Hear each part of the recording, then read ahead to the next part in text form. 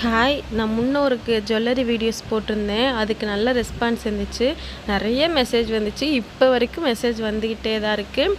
அதுக்கப்புறம் பார்த்தீங்கன்னா அதே மாதிரி இன்றைக்கி ஒரு ஜுவல்லரி கலெக்ஷன் தான் கொஞ்சம் கொண்டு வந்திருக்கிறேன். என்னென்னு பார்த்தீங்கன்னா, இப்போ நீங்கள் பார்த்துட்டு இருக்கிற எல்லா செட்டுமே ப்ளஸ் ஜிமிக்கியோட எல்லாம் சேர்த்துமே வெறும் 200 மட்டும்தான்.